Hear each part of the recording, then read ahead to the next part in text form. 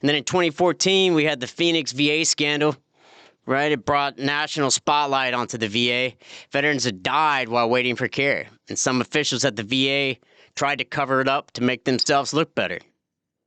Man, that was a gut punch. Not because it was the first failure, but because, it confirmed what many of us veterans already knew, and that the system was broken.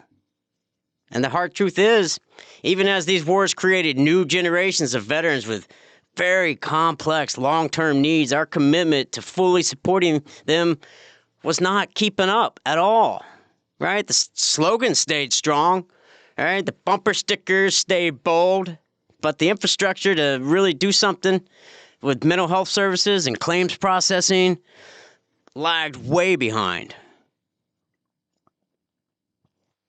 We built a narrative around supporting the troops. But in many ways, it became just that. It's just a narrative.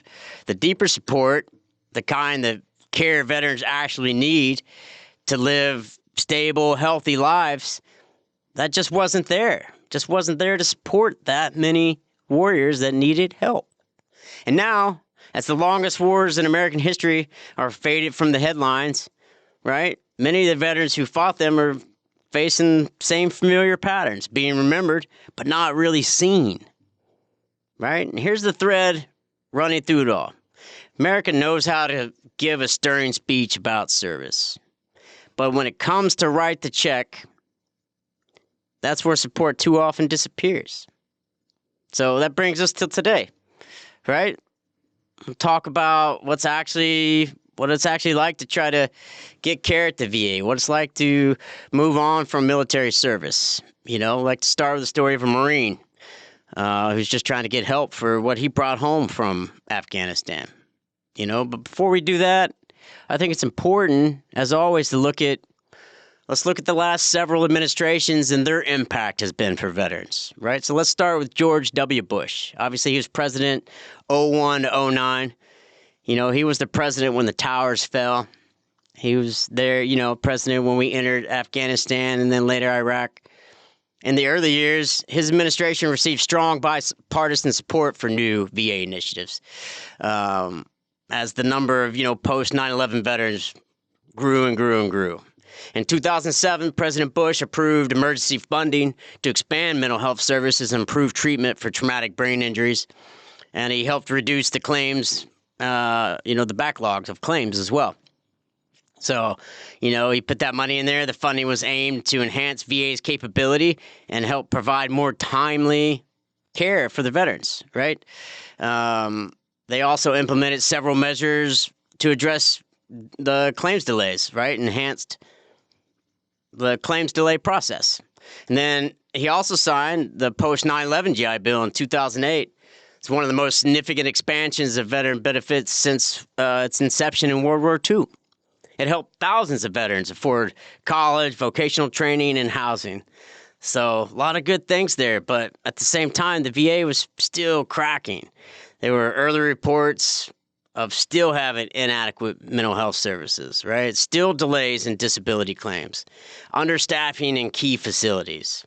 The wars were obviously generating more veterans with complex needs than the VA could handle, and the funding wasn't keeping pace. So while these initiatives helped improve the system, the challenges, they persisted, right? Because there were so many veterans there that needed help.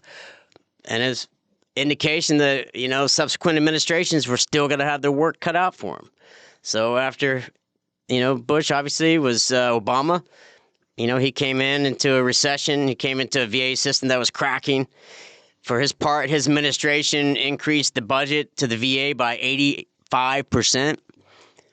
New initiatives were launched during his presidency as well to continue to expand mental health care, help try to reduce homelessness. They worked hard to digitize the VA claims system. His team also created Veterans Employment Initiative. So that expanded telehealth, launched programs aimed at ending veteran homelessness. But, as we already talked about, his administration was rocked by that 2014 Phoenix VA scandal, right, where veterans died under his watch. Obama accepted the resignation of the VA secretary at the time, brought in new leadership, but, by that time, damage was done, right? The public trust in the VA system was broken. So while they tried to help out, they also exposed a lot of weaknesses in the VA. The intent was there, I think, but so were limitations. And for Trump's first term, he ran on a message of fixing the VA, and he made some high-profile changes. He signed the VA Mission Act in 2018, which expanded access to private health care for veterans if they couldn't get timely care at the VA. And while this sounds good on the surface, critics argue it paves the way for VA privatizing, right? By privatizing VA. But, that in turn siphons off resources and funding away from the public VA hospitals, right? And into the private sector. He also removed protections for VA employees, which led to waves of firings, decreasing staffing, and created fear and instability within the system. And so, while Trump claimed he was modernizing the VA, key administrative and clinical roles, remained unfilled, and staffing levels continued to plummet. So short-staffed continued to get worse. The Trump administration also attempted to cut billions from veterans' benefits, including Medicaid for low-income veterans. But luckily at the time, those were blocked by Congress. So, let's be honest, man. Trump talks a good game when it comes to veterans. The speeches, the slogans, the salutes, they're all there. But when you look past the rhetoric and dig into the actual budgets and policy decisions, the story gets a lot more disturbing. And that's the truth, guys, right? Then Biden came in, right? Biden's term was emphasized. He emphasized he wanted to restore trust in the VA. That was his goal, right? And so, he did sign in 2022. The PAC Act is one of the largest expansions of VA benefits in U.S. history. Super huge. It extended health care and benefits to veterans exposed to burn pits, Agent Orange, and other toxic substances, right? His administration also increased funding for mental health care, suicide prevention, and homelessness support, right? He was restarting many of the Obama-era initiatives that had stalled or been canceled in the previous Trump administration. But, even with that, the system was still straining, still bending. VA facilities across the country were still short-staffed. Wait times remained long in rural areas. And there was renewed pressure, to cut the budget even more, which led to more cutbacks in staffing, right? Especially in areas like mental health and primary care, right? That brings us to the current Trump administration, right? During his current term, he's initiated significant changes within the Department of Veterans Affairs, which, quite frankly, have led to widespread concern among veterans and advocacy groups. Right? The administration announced the termination of the Veterans Affairs Servicing Purchase Loan Program, which has provided mortgage relief to over 17,000 veterans since May of 2023. And this decision seems awfully strange given the sharp increase in foreclosures, right, and the raising fears of the heightened financial instability, especially amongst homeless veterans, right? This is going to directly lead to more veterans losing their homes. An internal memo recently revealed plans to cut over 80,000 positions from the VA. All right? Critics argue that such a drastic reduction will severely impact the quality and accessibility of care for millions of veterans, as well as significantly increasing the cost to the American people. The administration also has increasingly emphasized outsourcing veterans' health care to private providers. While proponents argue this approach offers veterans more choices, critics contend it diverts essential funds away from the VA facilities, right? Potentially undermining the quality of care.